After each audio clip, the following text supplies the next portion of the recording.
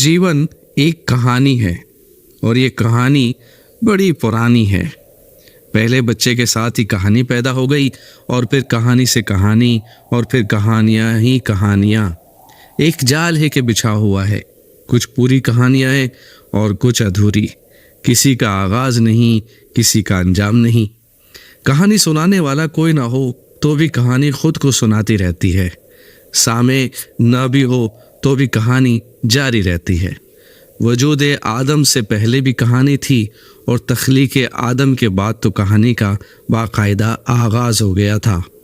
फिरदौस बरी का किस्सा, तागूत, इबलीस और फिर लग़ज़िश आदम, दाना गंदम, फिर सफ़र सुए ज़मी, फिरदौस गमगुश्ता और फिर क़याम क़रार फ़िल अर्द, एक मुकम्मल कहानी। इसके बाद उरूज आदम खाकी, सब कहानी है। छिन जाने के बाद जिस मकाम की दोबारा तलाश शुरू हो जाए वही मकाम इंसान का बहशत है। इंसानों के इक़साम की तरह कहानियों की भी बहुत से इक़साम हैं। शायद हर आदमी के लिए अलग किस्म है। रोने वालों के लिए अलमिया, हंसने वालों के लिए तरबिया, सयाहत का शौक़ रखने वालों के लिए सफ़रनामे, सयाहत नामे, बहादुरों के लिए रज़मिया, साहिबान फ़िक्र के लिए तमसील निगारी और अलामती कहानियाँ और कुछ मलामती कहानियाँ, मुख्तसर कहानी, तवील कहानी, बामकसद कहानी, बेमानी कहानी, मजहबी कहानी, इखलाकी कहानी, रूहानी कहानी, जिनसी कहानी, गर्ज ये कि फ़ानी और लाफ़ानी कहानी, भूल जाने वाली कहानी, ना भूलने वाली कहानी, बस कहानी ही कहानी है। किसी इलाके में जाओ वहाँ की इलाकाई कहानी, कहीं भी ना जाओ तो तसव्वुराती और तख़य्युलाती कहानी। इंसान में जब तक कहानी सुनने का शौक़ है कहानी रहेगी। हम एक दूसरे को कहानियाँ सुनाते रहते हैं, अपनी अपनी दास्तान। अगर ये मुमकिन ना हो तो फिर वही एक दफ़ा का ज़िक्र। कहानी सुनने का शौक़ बचपन से ही पैदा होता है या कर दिया जाता है। तमाम लाइब्रेरियां कहानियों से भरी पड़ी हैं। साइंस के इर्तिका के साथ साइंसी कहानियां शुरू हो गईं। इंसान कहानियों से बच नहीं सकता। इंसानी कहानियां ना मिले तो जानवरों की कहानियां मौजूद हैं, दानाई और हिकमत के ख़जानों के साथ।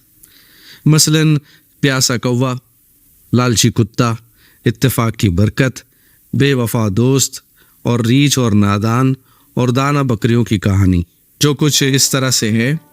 कहते हैं कि एक पहाड़ी नाले पर एक निहायत ही तंग पुल था। मुश्किल से पांव रखा जा सकता था। एक दफ़ा दो नादान बकरियां आमने सामने पुल के दरमियान तक आ गईं। जगह तंग थी, दोनों नहीं गुजर सकती थी। वापस जाना भी मुश्किल था। एक दूसरे को कोसने लगीं कि तुमने मेरा रास्ता रोका। झगड़ा शुरू कर दिया।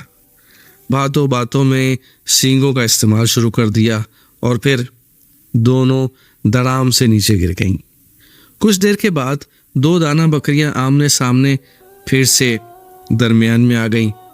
उन्होंने गुस्सा करने के बजाय सूरत हाल का जायज़ा लिया, सींगों के बजाय अकल से काम लिया और एक बकरी बैठ गई और दूसरी ने उसके ऊपर से गुजर कर अपनी राह ली। दोनों बच गईं।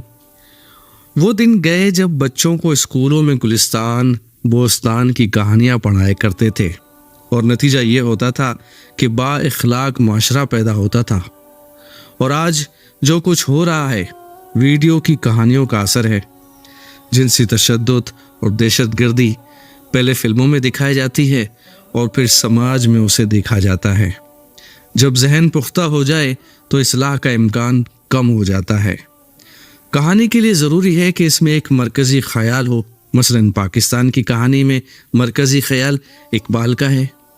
एक मरकज़ी किरदार भी होना चाहिए जैसे कायद आज़म। एक आगाज़ भी हो जैसे 1947। इसमें एक माहौल भी होना चाहिए, हमारा माहौल। अगर अखबारात कुछ ना बयान करें तो कहानी में एक क्लाइमैक्स भी होना चाहिए।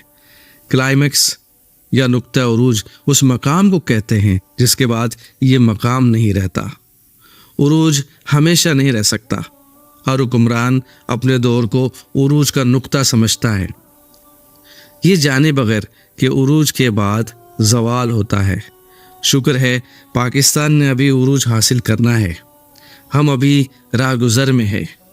عروج کے حوالے سے ایک کہانی مشہور ہے، کہتے ہیں کسی خطے نے عروج حاصل کر لیا۔ یہ بہت قدیم زمانے کا ذکر ہے۔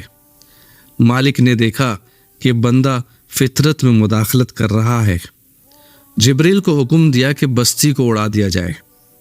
اسرائیل سے نہیں، جبریل سے کہا گیا۔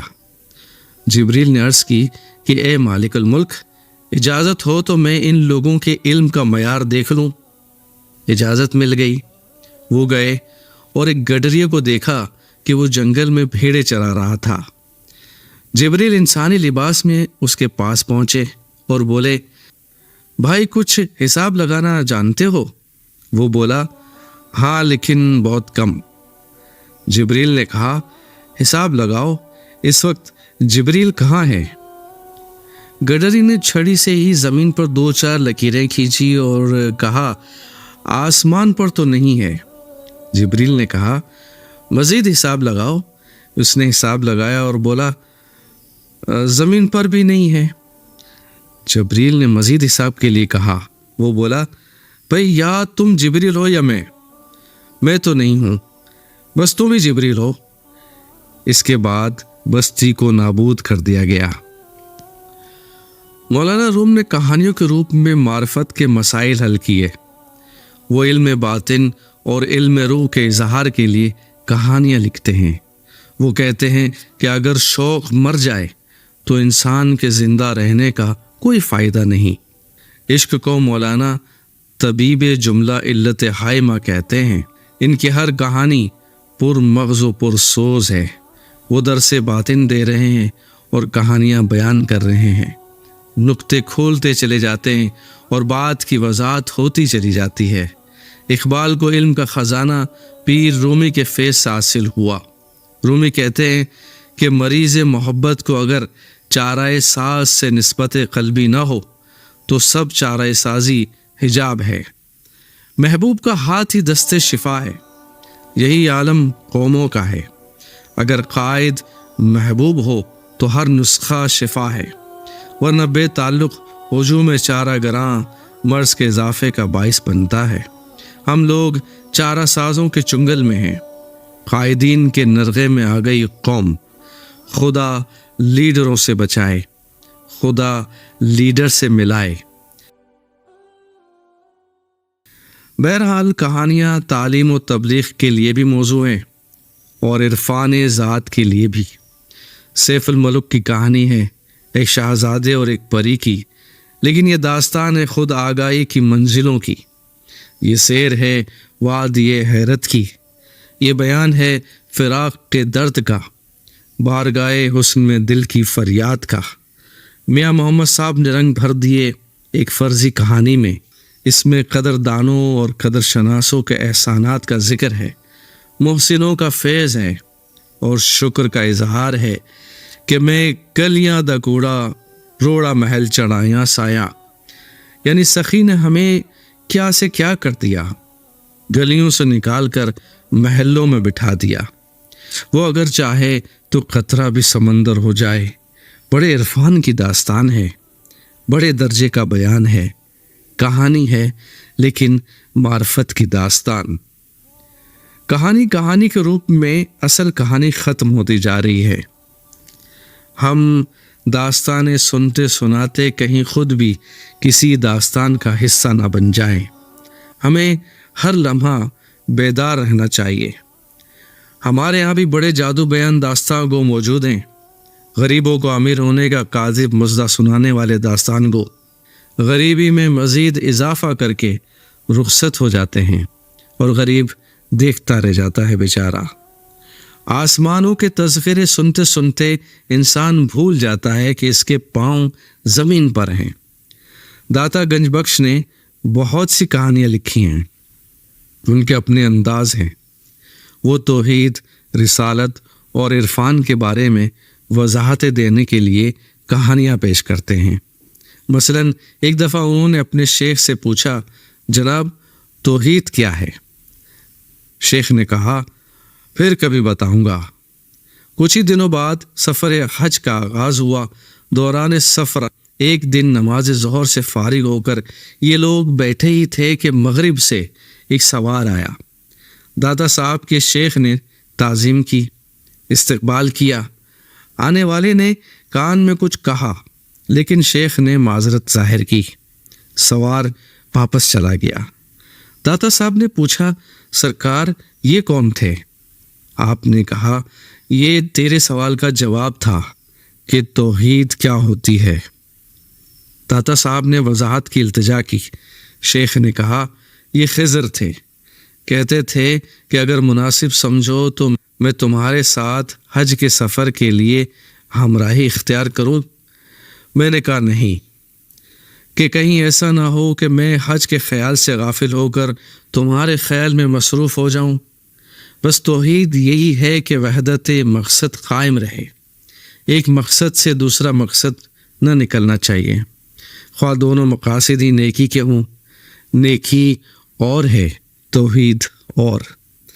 ایک اور کہانی بھی آپ نے لکھی۔ ایک سفر میں داتا صاحب اپنے چند ساتھیوں سمیت سفر پر روانہ ہوئے۔ حج ہی کا سفر تھا۔ ایک آدمی کو قافلے کا امیر بنا دیا گیا۔ راستے میں قزاقوں نے سب قافلے کو روک لیا اور اپنے سردار کے روبرو پیش کر دیا۔ سردار نے کہا جو کچھ ہے حاضر کر دو۔ سب نے سب کچھ حاضر کر دیا۔ سردار نے پھر کہا ان سب کی تلاشی لو۔ تلاشی لینے پر امیر قافلہ کے پاس خفیہ جیب میں سے کچھ اشرفیاں برآمد ہوئیں۔ ڈاکوؤں کے سردار نے حکم دیا کہ اسے قتل کر دیا جائے۔ داتا صاحب نے مداخلت کی اور کہا یہ نہیں ہو سکتا، وہ ہمارے امیر قافلہ ہیں، ہم یہ برداشت نہیں کریں گے۔ سردار نے کہا عجیب آدمی ہو، یہ کیسے ہو سکتا ہے کہ سچے آدمیوں کا امیر جھوٹا ہو؟ اسے چھوڑ دو واپس جانے کے لیے اور تم اپنا سفر جاری رکھو۔ ہم لوگ ڈاکو نہیں ہیں، ہم تو سرکاری ڈیوٹی والے لوگ ہیں، دودھ پانی الگ کرنے والے، حاجیوں کو توکل کی منزل عطا کرنے والے۔ آئندہ یاد رکھنا سالار کارواں کے لیے ضروری ہے کہ وہ صادق ہو، امین ہو۔ جھوٹے سالاروں نے ہی تو ملت کا بیڑا غرق کر رکھا ہے۔ جہاں کہانیوں نے باطن روشن کیے ہیں وہاں کہانیوں نے ہی فسادات پھیلائے۔ ملت اسلامیہ کو ٹکڑے ٹکڑے کرنے میں کہانیوں کا حصہ ہے۔ مثلا ایک دفعہ ایک آدمی نے دوسرے سے پوچھا بھائی آپ نے وہ کہانی سنی ہے؟ دوسرے نے کہا نہیں بھائی میں نے تو دوسری کہانی سن رکھی ہے۔ بس کہانی ختم ہو گئی۔ لیکن یہ کیا کہانی ہوئی؟ یہ تو بڑی کہانی ہے کہ ایک آدمی نے ایک کتاب پڑھ لی، وہ ایک فرقہ بن گیا۔ دوسرے نے دوسری کہانی پڑھ لی، وہ فرقہ بن گیا۔ جس نے جو کتاب پڑھ لی وہ الگ فرقہ بنتا چلا گیا۔ کہانیاں جاری ہیں اور فرقے بننے کا کام بھی جاری ہے۔ ابھی کل ہی کی بات ہے، ہم ایک خدا، ایک رسول اور ایک کلمے سے آغاز کر رہے تھے اسلام کا۔ اب تھوڑے ہی عرصے کے بعد بن گئے 70 فرقے۔ کس نے بنائے؟ کون ہے ہم میں سے جو امام حسین کے قافلے میں موجود تھا؟ اور کون ہے جو یزید کے ساتھ موجود تھا؟ ہم سب نہ موجود تھے اور کہانیاں جنم لے رہی تھیں، قلم چل رہے تھے اور صداقت قلم ہو رہی تھی۔ فرقہ پرستوں کی کہانی درمیان سے شروع ہوئی اور اسے درمیان میں ہی ختم کر دینا چاہیے۔ یہ بہت کافی ہے کہ ہم کلمہ توحید کی مرکزیت پر یقین رکھتے ہوئے ملت واحدہ ہو جائیں۔ پاکستان کی کہانی جو اقبال کی بلند خیالی سے شروع ہوئی ہے، اسے بلند خیالی حاصل ہونا چاہیے، ورنہ کچھ نہیں۔